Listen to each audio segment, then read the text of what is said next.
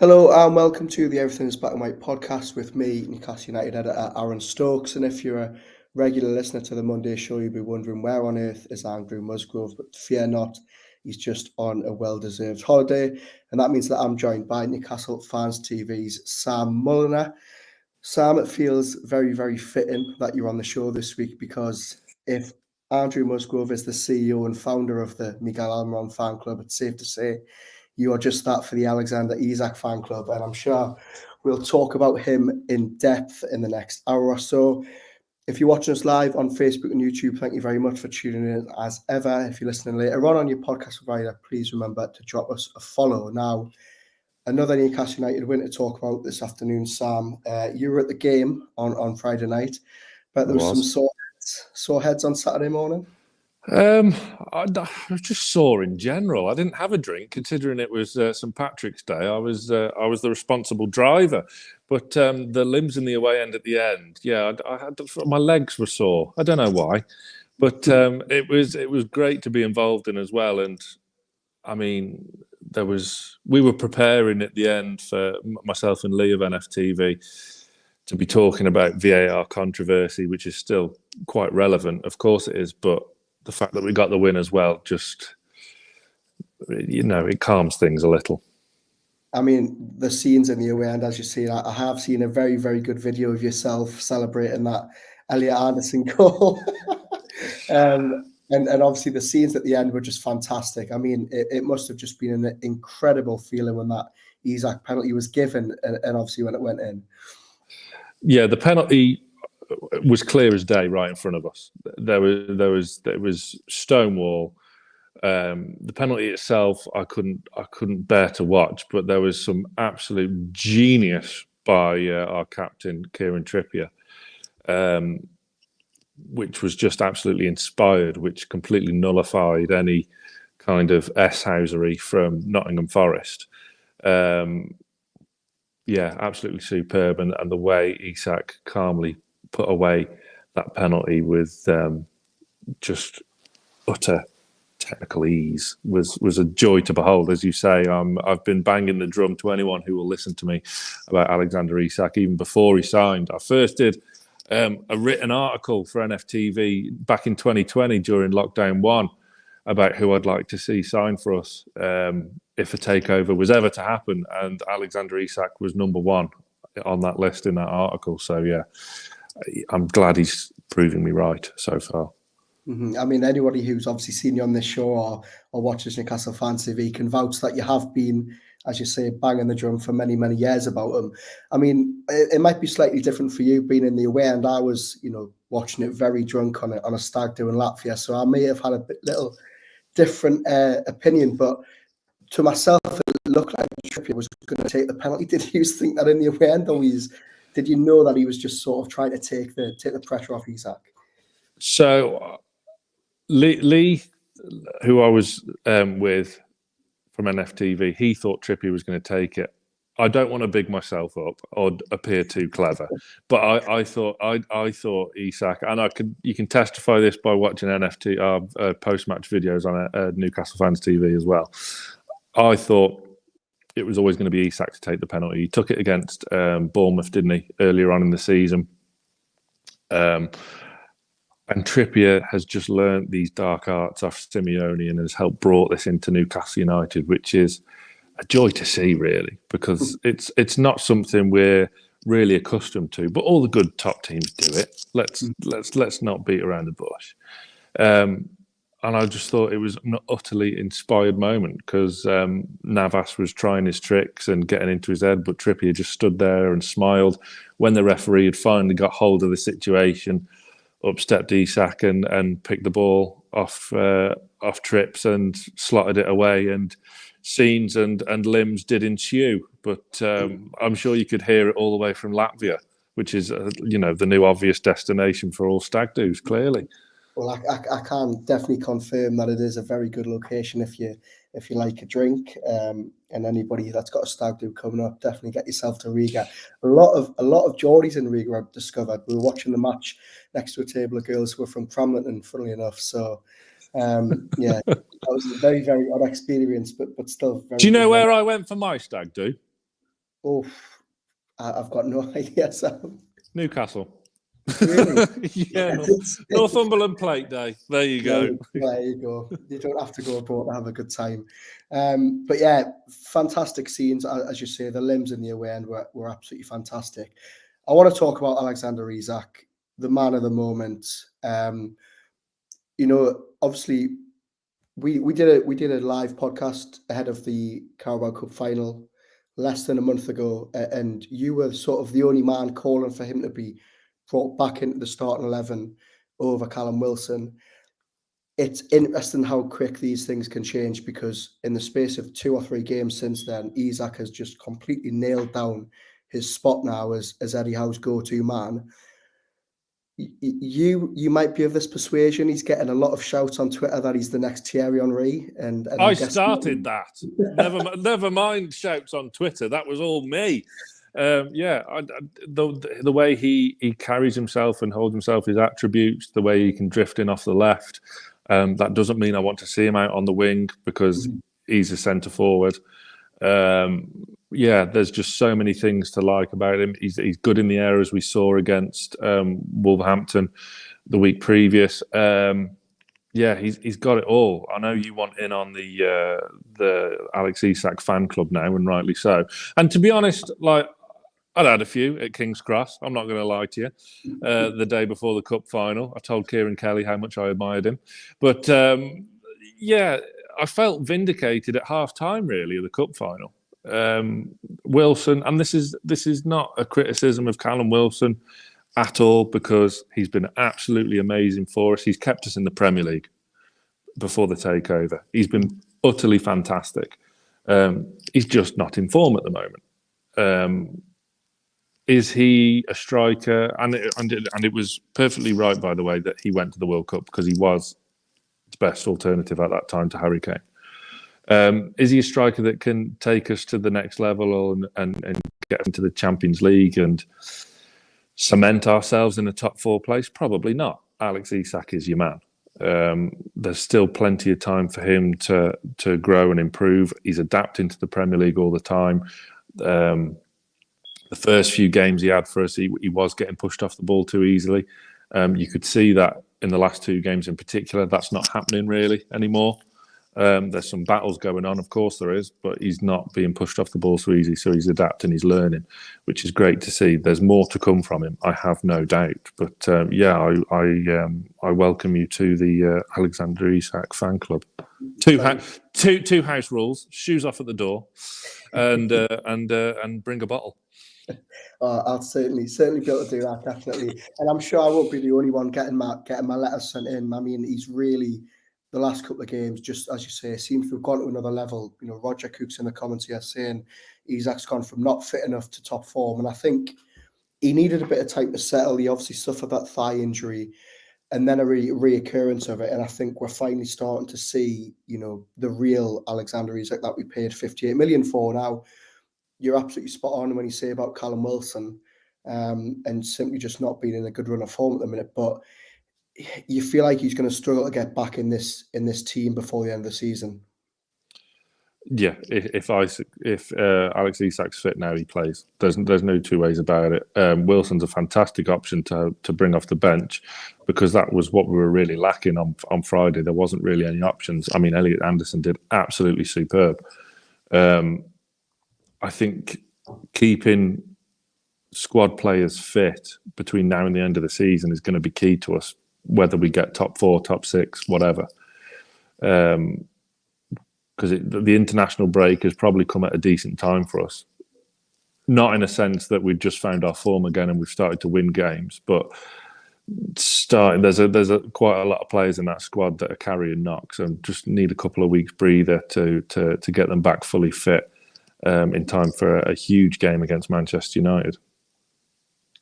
Yeah, you're absolutely right. I mean, we've obviously seen Miggy ruled out now for a good number of weeks. Fabian Schär has pulled out of international duty. On Schär, on the defence, let's go back to the early doors of the game. A rare mistake by Sven Botman, who has been cool, calm, and collected pretty much since he joined the club. It was a really poor mistake from him, wasn't it? Yeah, hand Forest the advantage. It was. I mean, I almost feel like he's a bit cursed at the moment. I mean, he's been called up to the Netherlands squad and absolutely deserves it. He's been immense.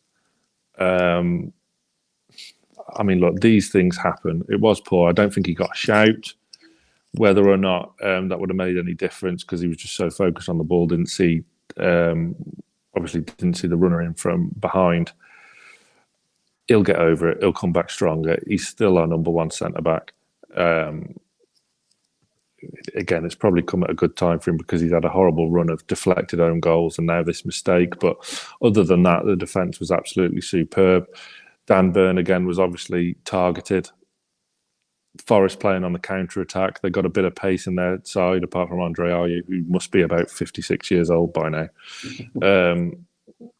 They weren't a bad side on paper either. Ayew aside, you never really know what you're going to get with Forest because some games they look pretty handy and that they'll have more than enough to stay up, and other times they're just absolutely dreadful. Burn dealt with most of what Forest could throw at him. Centre-back superb, apart from the obvious Botman error, and Trippier, it was inspired. He's getting back to form after a bit of a wobble, bit of a dip. The unit as a whole was pretty solid, and Forest didn't look like scoring other than the goal we gifted them, really. Yeah, I think that's a fair assessment, and as you say, they are very hit and miss. I think their home form, though, is what's really sort of pulled them away from the relegation zone the last couple of months. And I think this team, this Newcastle United team, at the start of the season they were blowing teams out the water, 3-0, 4-1, 5-0. And the last couple of weeks, and Isak made a very good point when he was speaking to Sky after the game, and that is that this Newcastle United team are just finding ways now to come back into games, to grind out results, and Trippier being back to form, I think, is a big part of that. Wilson got a lot of stick after the World Cup for being out of form, but actually Trippier was, really struggling for those couple of months. So, very good to see him back to form. So yes, Forest take the leads. Isak, very, very clever finish on the stroke of half time to get things back into it. And a change at the break, who, a lot of us in Latvia, and I'm sure you in the away end, didn't know if it was tactical or, injury inspired. And that was the introduction of Elliot Anderson. Alan St-Maximin now, just like Callum Wilson, is surely going to struggle to get back into this team because, Anderson needed to deliver and he's done just that straight off the bat. He did. I still don't fully know. I can't be sure. Maybe you can tell me whether that was tactical. I know House said it was tactical. Maxi had a hand in the equaliser, which I'm interested, if you were watching with the sound on in Latvia, what the delay was between the goal going in and the noise from the away end, because none of us saw it. None of us saw it because we were complete opposite end of the pitch. It's quite low down. It's all bottom tier. Old school ground, the City ground. Great atmosphere. Brilliant. I sort of do hope Forest stay up so we can go there again next season. But yeah, it was like we were all on satellite delay because we didn't realise it had gone in, especially after hitting the bar twice earlier in the half. But yes, to your point about Alan St-Maximin, largely poor in the first half, and I'm a huge Maxi defender. I love him. He did have a hand in the equaliser, but other than that, quiet. That was a game for him to really shine in front of the cameras. He should have had Aurier on toast, and that didn't really come to fruition. And it was Elliot Anderson's big chance. He didn't get his proper chance when he had the start against Liverpool. Pope's red card put pay to that when he had to be subbed. And his previous substitute appearances have been, 10 minutes, 15 minutes if he's lucky. He looked really sharp, tested Navas early on in the second half. And his goal, which was cruelly snatched away from him, was thoroughly deserved. And it should have made the game a lot more comfortable because it was, as we now know, a perfectly good, legitimate goal. Yeah, we'll go on to the goal in a second. I just want to, keep the praise on him a bit before we cruelly snatch it away. But, for me, Elliot Anderson, as you say, we haven't seen too much of him. He's arguably been played out of position when how opposites stick him, in the sort of midfield three rather than out left. And similar to you, I've been a very big defender at St Maximum. I've called for a start. I think he deserved to get back into the team, 2 or 3 weeks ago when he was actually impressing off the bench. But I agree. I think Friday was a game which he should excel in. And I just think, this team now, the bench is getting stronger. You don't have too much time to waste. And when Elliot Anderson is coming on and delivering a performance like that, I think, he's how promised on Thursday that he was going to give him more game time. And I think that'll definitely come to fruition now. And I don't know about you, but I feel like Elliot Anderson, when, we saw him in the summer and he was on loan, he looked a little bit scrawny, a little bit. If you look at that team photo in the dressing room after now, he is a unit now, and I think we're seeing a fitter and more suited to this team, Elliot Anderson. Well, if he hadn't have bulked up, as you said, he would have been pushed off the ball for the header that he scored. It was a fantastically well taken header at the back post. Brilliant. It was a great passage of play. There'd have been an argument for him to have gone out on loan this season, a very, very big argument, especially with bringing in Gordon in January. Obviously, Fraser being frozen out sort of put pay to that, really. And he'll obviously leave in the summer, you would think. Almiron being injured, Gordon being injured. Does Murphy keep his place against Manchester United? These are kind of questions for Eddie Howe, really. There's definitely competition for places now, which is only going to increase as after the summer and further transfer windows down the line. It's great to see, because the squad will obviously evolve, as I say, the more transfer windows go by, but you don't want to lose the identity. You still need a Geordie or two in that dressing room, and young lads who knows what it means to pull that shirt on and play for the badge. You need to keep that identity so other players can buy into it, like Bruno has, like Isak's doing, like Botman has. It brings a fantastic togetherness in the squad, which you really don't want to lose. Yeah, absolutely. And as you say, fantastic to see that, he got his goal. I bet it was probably baffling for us watching it on TV, more so than the away end, thinking, where on earth is this offside came from? And I mean, having now watched it back, is there anything other than just a dismay? Well, the obvious scenes were, because none of us thought there was any sort of there was never going to be any sort of VAR impact in this goal. It was nailed on, clear cut. Thank you very much. 2-1. Happy days. But then when the dreaded purple screen comes up, VAR check, and there's a Forest player on the floor getting treatment. So I thought, okay, maybe they're checking the foul. I had a good view of it. Wasn't anything in it for me, so no foul. So I was still pretty content at this point. Then it says checking offside. And then when Paul Tierney goes to the VAR monitor, I'm thinking something's up here. Why does an on-field official need to go to the VAR monitor to check an offside call? This stuff should be done for him. It's either onside or offside. There shouldn't be a grey area. I appreciate at the time, because we hadn't seen a proper replay of it. So I appreciated then there's a grey area within this rule, whether it was deliberate contact by the Forest player where he deliberately played for the ball, where was it a deflection or whatnot. And then seeing it back, there's no two ways about it. It was a deliberate interception trying to put it out for a corner. How Paul Tierney, I mean, PG Mall have got rid of Liam Mason. I don't think Paul Tierney, to be honest, will be too far behind, because this is happening a lot with him. I never quite really feel comfortable with him officiating our matches, I have to be honest. And again, like, I'm normally a defender of referees. I've got a refereeing qualification myself, so I try to sympathise with the officials as much as possible. This interpretation of VAR is getting a bit of a joke. There's just no two ways about it. I mean, Dermot Gallagher confirmed it this morning on Sky. Perfectly legitimate goal, should have stood. I'm gutted for Elliot at the end of the day, because what a moment that would have been. A fantastically well taken goal.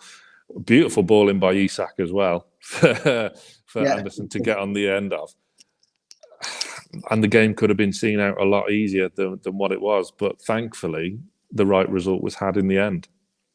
Well, yeah, very true. I think, it would be a very different conversation if Newcastle hadn't went and won it and they'd been robbed. Now, people that listen to this show with me and Andrew every week know that we discuss this quite a lot, and it does feel, I know the old saying is that it balances itself out over the season, but how many times have we seen this with Newcastle United this season? It does feel like it's becoming a little bit of a joke.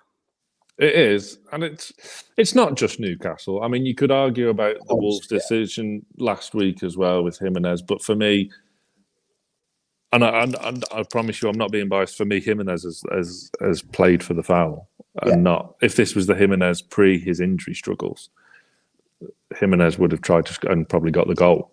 He's a shadow of his former self, unfortunately, for Wolverhampton. But the technology is not the problem. He's using it. Correct. The technology, what can't speak can't lie. So the technology I am a fan of, and I think it's right that it's in the game. But something is going on there, and Howard Webb really has got a job on his hands to get a hold of these officials.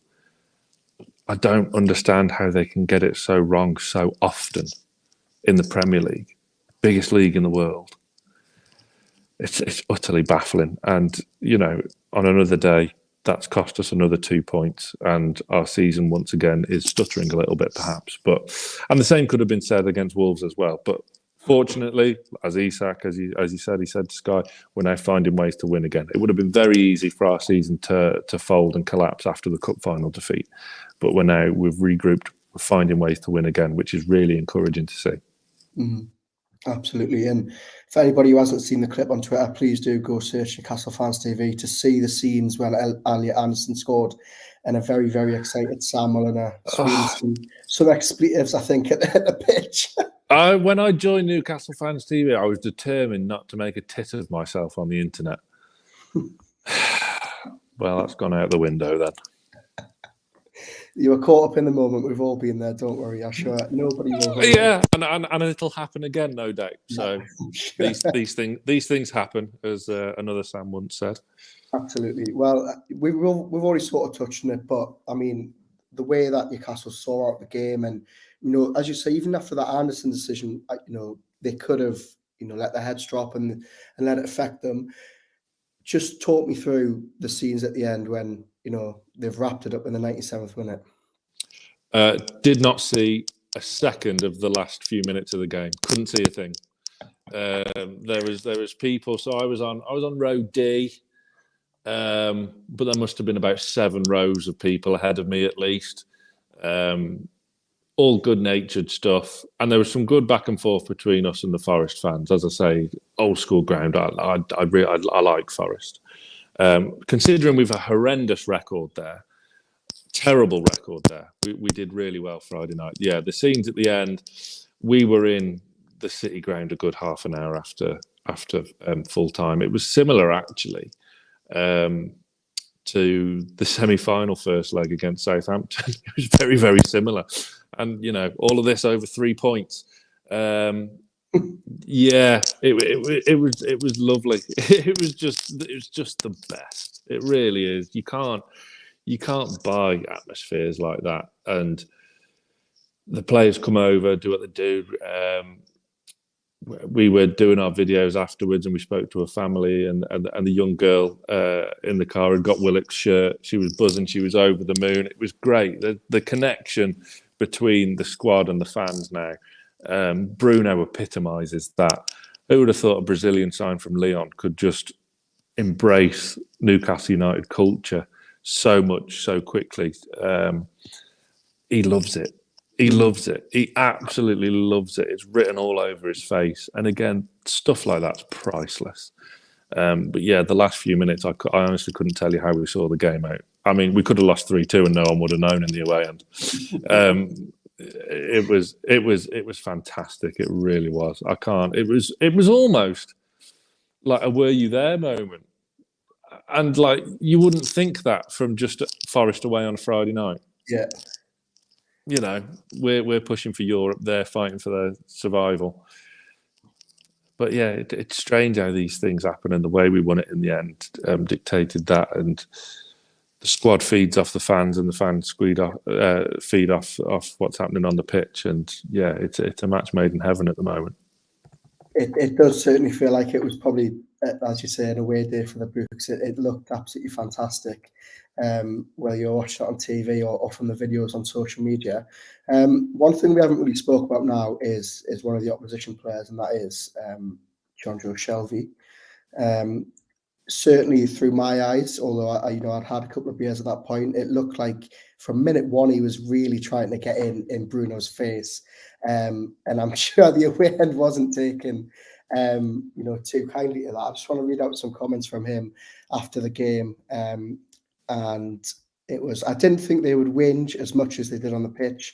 I represent this football club now. I will give it my all. There were a lot of whinge bags in their team. Now, for a man who was, pretty well respected on Tyneside during the, his time here, who didn't leave under a cloud, who's only really left the club 2 months ago, very, very odd comments from Shelby, I think. Joe has got a very dry sense of humour, and I'm like that as well. I can see that maybe be, especially the whinge bag comments. Look, he was a professional, so like the comments of him playing for Forest and he represents that football club now, absolutely fair enough, 100%. There were some spicy tackles going in, and I thought he was very, very lucky to escape a yellow early on. Yeah.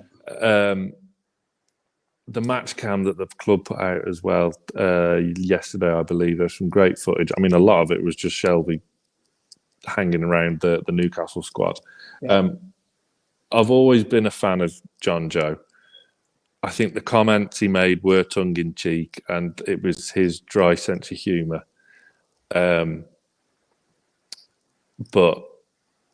he was a fierce competitor on the pitch. And look, Joe travelled up the M1, A1M to say goodbye after 7 years. Let's not forget that. He will be fondly remembered. But I think that was just a bit of Joe banter. But yeah, it was spicy. It was a good battle. I mean, Bruno won the battle. There's no two ways about it. But Joe held his own. But I thought he should have got a yellow early on. The first yellow of the game was Dan Byrne for dissent, which I found very peculiar because there was a few spicy tackles going in early doors. But yeah, I think he was a bit tongue in cheek. Let's certainly hope so. Right then, now, as you say, international break coming up.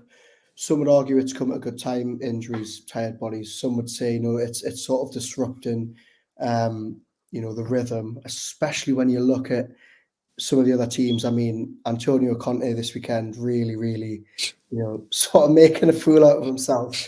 Tell me you want to be sacked without telling me you want to be sacked. He literally could not have asked, for that sort of big payout anymore in that post-match press conference. But I mean, look, it's all falling apart at Spurs. Fantastic for Newcastle United. And I think when you match that with Liverpool's fixtures coming up in the next couple of weeks, the challenge for the top four is really in Newcastle United's hands. As a supporter who runs a fan channel, Champions League, not the be all and end all. Europa Conference League, Europa League. How disappointed yourself and do you think the fan base would be if they miss out on top four from this position? I don't think there'll be any genuine disappointment. There might be a bit of what could have been, but genuine disappointment, nah, not for me. So soon, our first full season post takeover. Squad's not there yet. Squad's still thin. We've left ourselves short after January. I think we can all agree with that. I can see why the deals were done, letting Chris Wood go and Joe go to a lesser extent. Personally, I would have kept him till the summer.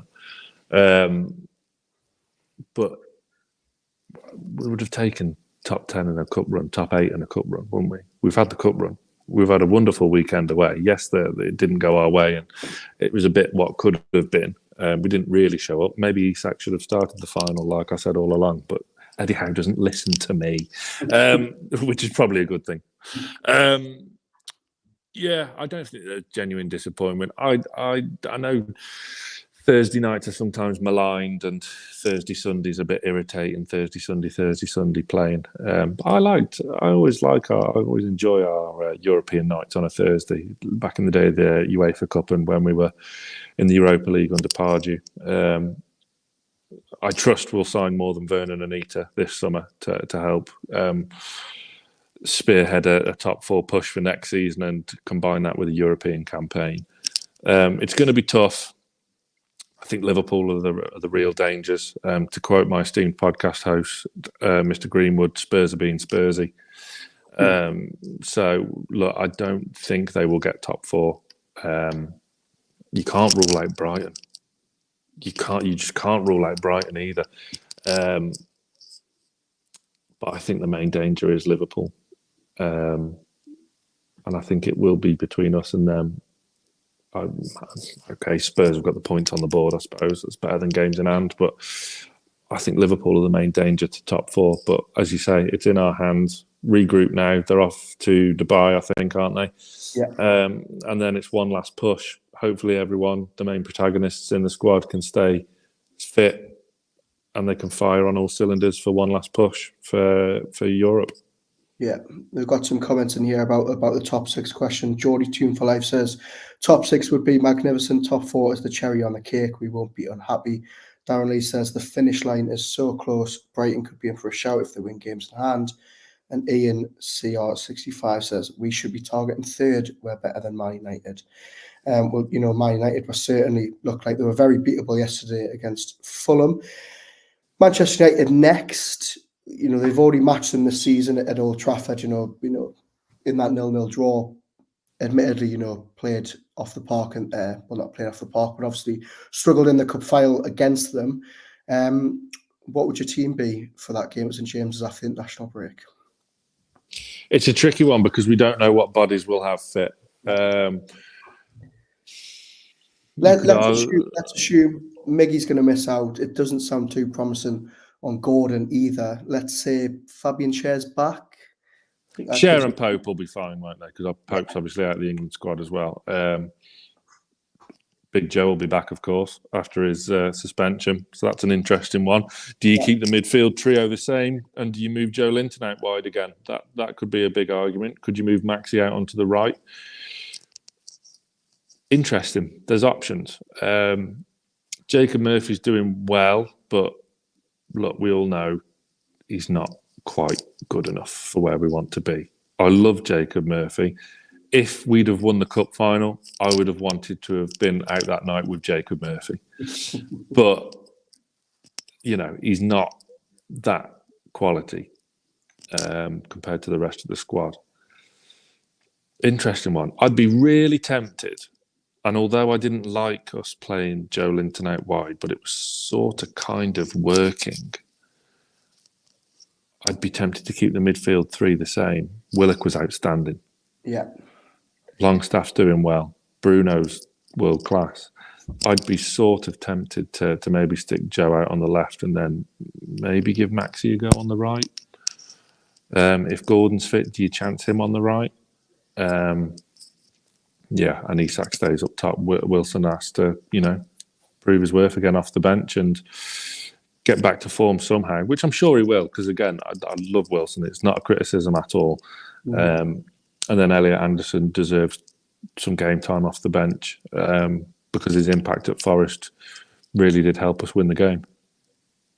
Yeah, certainly good to see that Howe has got options now, considering how it looked at the start of the season. Some more comments here. John Steele says, I would make just 2 changes. Joe Linton for Longstaff. Anderson deserves a run after what he did for Forest. He's certainly got options. Jacob Murphy here as well. Harsh Murphy's been better than Longstaff. No, he hasn't. Longstaff's always Longstaff that gets the brunt of fan frustration, isn't it? I can never understand why. Longstaff's been very good.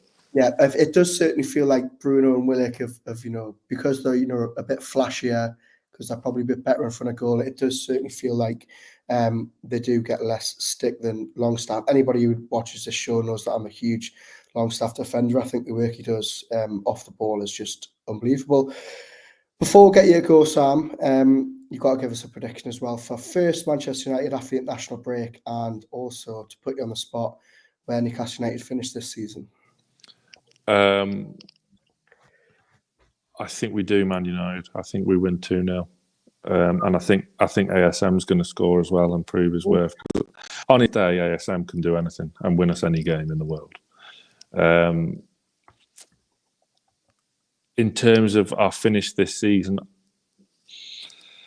look, I'd love for us to get top 4, because then that opens up so many other avenues in the transfer window, and the financial benefits of it just allows us to get a better quality player. I don't think we'll get it this year. I think we'll finish 5th or 6th, and that's amazing. By the way, that's not disappointing. That's not pessimism. That's an amazing season. 6th and a cup final. Who would have thought that this time 12 months ago? If we get top 4, amazing. Passports at the ready. I've just got to get the permission slip signed off the wife, which will prove tricky.